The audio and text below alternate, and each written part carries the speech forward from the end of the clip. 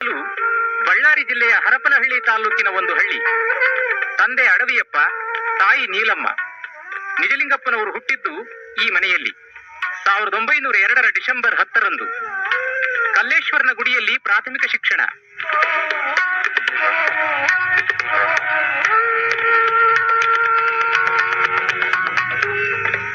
ನಂತರ ದಾವಣಗೆರೆಗೆ ಪ್ರಯಾಣ. ಮುಂದಿನ ಜೀವನ ಚಿತ್ರದುರ್ಗದಲ್ಲಿ.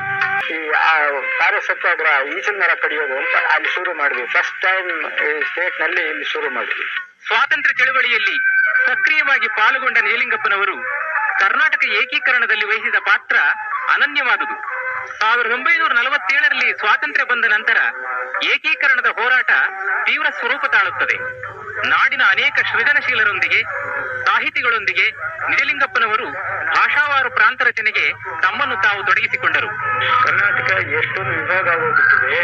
18 ಸಂಸ್ಥಾನಗಳು, ಮೈಸೂರು, ಕೊಡಗು, ಹೈದರಾಬಾದ್ನಲ್ಲೂ ಅಷ್ಟು, ಮದ್ರಾಸ್ನಲ್ಲೂ ಅಷ್ಟು, ಬೊಂಬೆ, ಹೀಗೆಲ್ಲ ಇರೋದು. ಇದೆಲ್ಲ ಒಟ್ಟಾದ್ರೆ ಚೆನ್ನಾಗಿ ಆಗ್ತದೆ. ಜನಗಳು ಮುಂದಕ್ಕೆ ಬರ್ತಾರೆ, ಸುಖವಾಗಿರ್ತಾರೆ. ಎಲ್ಲಾ ದೃಷ್ಟಿಯಿಂದಲೂ ಒಳ್ಳೆ ರಾಜ್ಯನೂ ಆಗ್ತದೆ. ಆಮೇಲೆ 46ರಿಂದ ಈಚೆಗೆ ಈ ಕರ್ನಾಟಕ ಆಗ್ಬೇಕು ಅನ್ನೋ ಬಗ್ಗೆ ಸ್ವಲ್ಪ ಹೆಚ್ಚು ಪ್ರಯತ್ನ ನಡೀತು. 1956 ನವೆಂಬರ್ 1ರಂದು ವಿಶಾಲ ಕರ್ನಾಟಕದ ಉದಯವಾಯಿತು. ಅಂದೇ ನಿಜಲಿಂಗಪ್ಪನವರಿಂದ ಏಕೀಕೃತ ಕನ್ನಡ ನಾಡಿನ ಪ್ರಥಮ ಮುಖ್ಯಮಂತ್ರಿಯಾಗಿ ಪ್ರಮಾಣ ವಚನ ಸ್ವೀಕಾರ. ರೈತನೇ ದೇಶದ ಬೆನ್ನೆಲುಬು ಎಂಬ ಗಾಂಧೀಜಿಯವರ ಮಾತನ್ನು ನಿಜಲಿಂಗಪ್ಪನವರು ಕೃತಿಗಿಳಿಸಿದರು.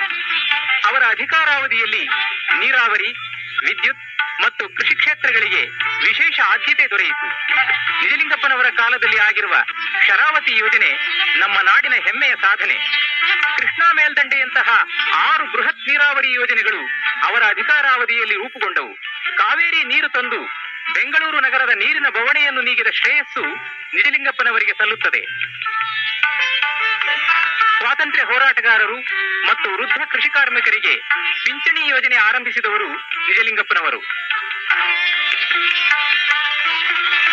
ನಿಜಲಿಂಗಪ್ಪನವರು ಯಾರನ್ನೇ ಭೇಟಿ ಮಾಡಲಿ ರಾಜ್ಯ ಮತ್ತು ರಾಷ್ಟ್ರದ ಕ್ಷೇಮಾಭ್ಯುದಯದ ಬಗ್ಗೆ ತೀವ್ರ ಚಿಂತನೆ ಮಾಡುತ್ತಿದ್ದರು.